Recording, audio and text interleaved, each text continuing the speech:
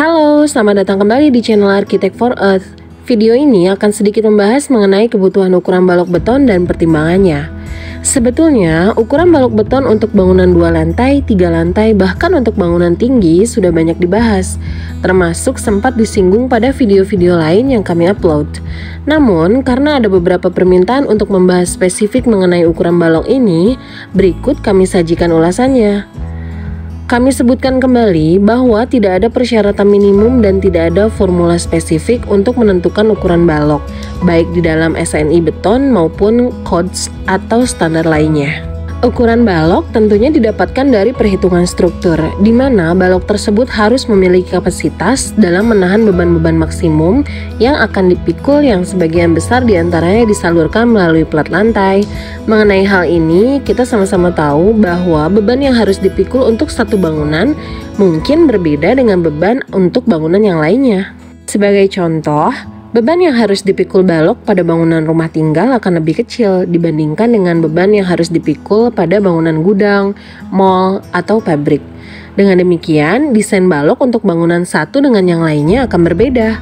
Selain harus memiliki kapasitas yang cukup dalam menahan beban tersebut, balok juga tidak boleh melendut melebihi lendutan yang dipersyaratkan. Kenapa demikian? Lendutan balok yang signifikan tentunya tidak baik. Di antaranya bisa menyebabkan kerusakan dinding yang ada di bawahnya, juga akan menyebabkan kerusakan dinding yang ada di atasnya. Terlebih jika dinding-dinding tersebut terbuat dari material yang mudah pecah, misalnya dinding kaca, plasterboard, dan lain-lain. Batas lendutan yang dipersyaratkan SNI adalah sebagai berikut. Teori dan formula untuk menghitung lendutan yang mungkin terjadi pada balok adalah sebagai berikut. Dari formula tersebut bisa dilihat bahwa faktor-faktor yang mempengaruhi besarnya lendutan balok adalah: yang pertama, beban yang dipikul. Semakin besar beban yang dipikul, maka lendutan balok akan semakin besar. Yang kedua, bentang balok, di mana semakin panjang bentang balok, lendutan akan semakin besar. Yang ketiga, elastisitas material. Dalam hal ini berkaitan dengan mutu beton yang digunakan, di mana semakin rendah mutu beton yang digunakan, maka lendutan akan semakin besar. Dan yang keempat, inersia penampang balok.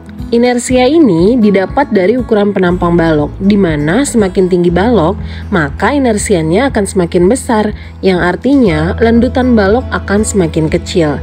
Dari pemaparan tersebut bisa disimpulkan bahwa lendutan balok dapat dihindari dengan penggunaan mutu beton yang cukup dan dengan penggunaan ukuran balok yang memadai. Umumnya, kebutuhan penampang balok didasarkan dari jarak kolom atau panjang bentang balok, dan ini bisa diaplikasikan untuk semua bangunan.